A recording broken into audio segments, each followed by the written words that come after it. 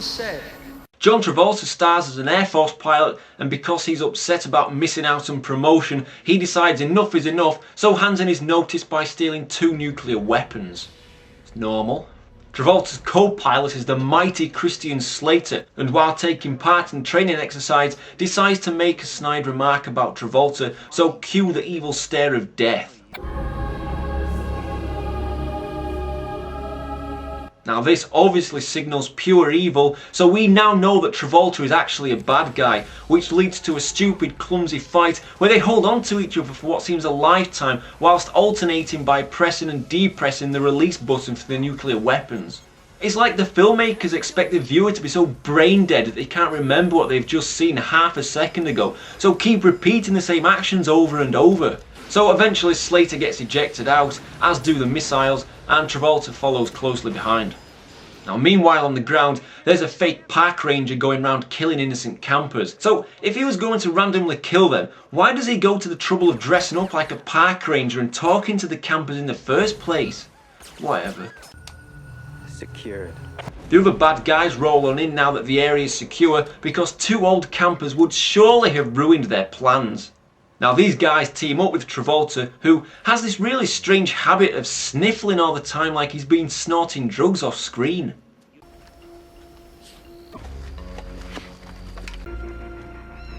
So after killing a bunch of pissant soldiers and recruiting another bad guy, they acquire the nukes.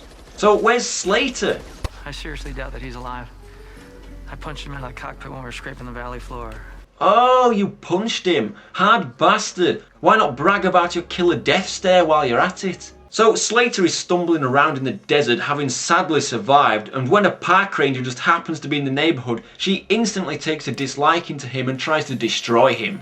Seconds later, they're friends, which is bullshit if you ask me. So this is it, Slater and a park ranger against an army of bad guys armed with guns, helicopters, nuclear weapons, cocaine issues and death stares. That's a right handful. Or a left handful, I don't want to stereotype. I mean, I swear and moan at people in films, but heaven forbid I offend anybody. Now, Slater, being the clumsy dickhead that he is, stands on some endangered dirt after being told not to. I thought it was a mine or something. See, he's such a stupid prick, he makes me laugh. Then he goes to the ranger's truck to use her radio, but Slater hears something in the distance, so naturally grabs her because it must be an enemy helicopter that's about to blow them away, which, fair enough, yeah, it is, but how would Slater know that? I think he's probably read the script.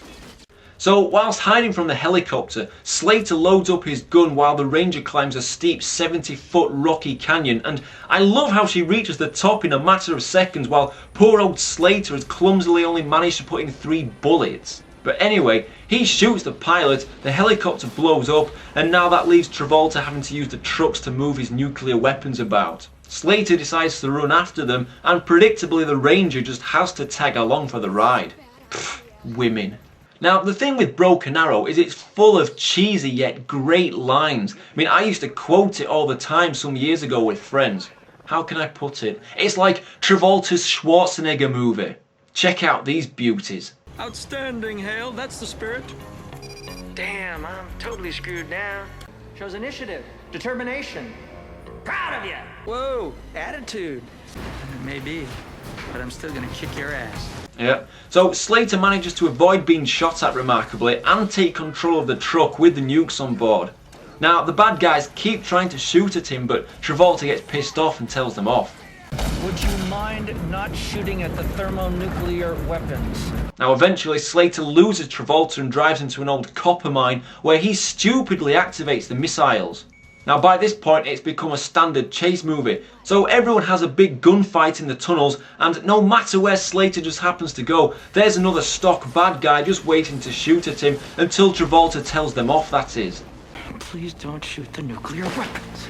The ranger loves to overact. Here she just watches on and lets Slater do all the hard work, and then turns away saying she can't do this.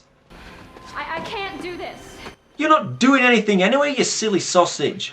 Jesus Christ. So, let's say that Travolta's silly retirement plan is going to work. What's he going to do with all the money he's going to get? Buy an island? Maybe buy a house in several countries? Start his own business? Give it to me? No, how about buying into the car company Volvo? I got a broker in Stockholm that's gonna buy me 5% of Volvo. How fucking ridiculous is that? I can't believe Slater actually manages to keep a straight face when he hears that plan. So Travolta decides that enough is enough and drives away, leaving Slater left in the mines. Now, do you ever wish that you could go and just shut annoying people up who bore you to death?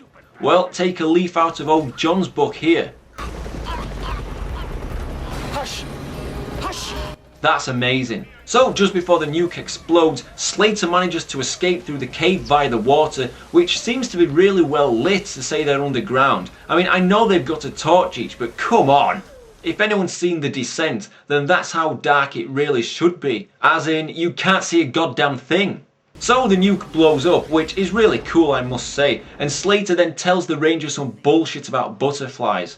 Yeah, he claims that if butterflies can survive a nuclear blast, then they surely can. What does he know though? Silly gimp. I just wish someone would kick the shit out of him. Hey, I know, how about this? John Travolta is the Slater hater.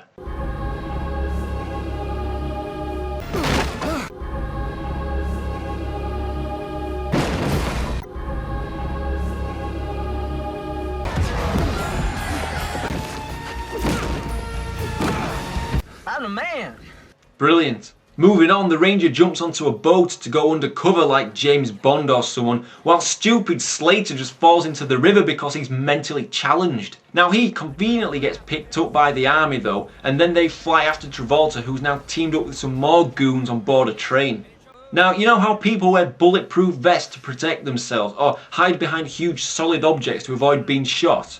Well, take a leaf out of Broken Arrow's book and dodge bullets behind a door made of wood that has huge gaps between each plank. It's fucking retarded. And speaking of retardedness, Slater decides to ditch his gun and jumps onto the train, so now he's weaponless.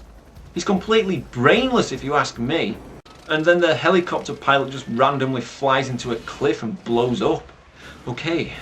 Slater then storms in to save the day by fly kicking this goon through the bulletproof wooden wall, who has the greatest death cry ever.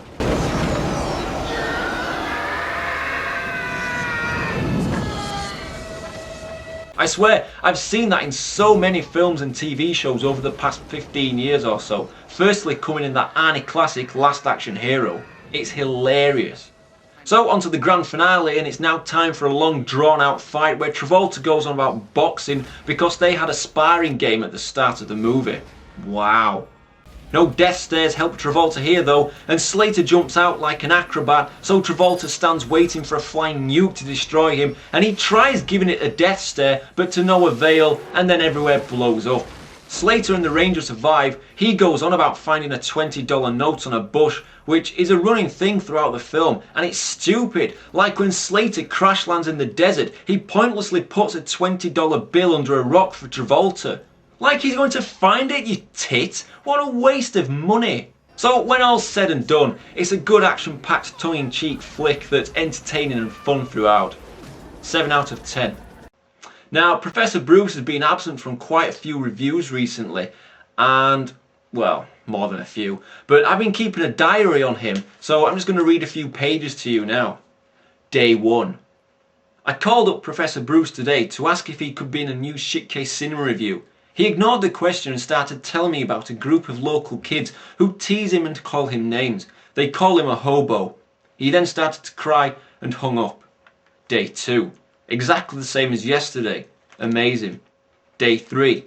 I met with Bruce for a beer. He was dressed in white shorts, white socks and white trainers, and also a white t-shirt. He looked like a fat tennis reject. He told me that he is in disguise to avoid being laughed at by the local kids. Strangely enough though, his appearance had the bar staff in hysterics. I feel sorry for Bruce sometimes. Day 4. Same as yesterday. Amazing. Day 5. Bruce told me he'd travelled into the future and discovered he would take over from me being the main man on Shitcase Cinema, but within 2 minutes of his first review, every single subscriber unsubscribed and Bruce was sad. I laughed. Day 6. Tried to get Bruce to appear in a new review today. He refused, claiming that local kids would abuse him online. What a life. We went for a walk and the bird shit on his head. I worry that Professor Bruce will become depressed and suicidal tomorrow. And that's where the diary ends.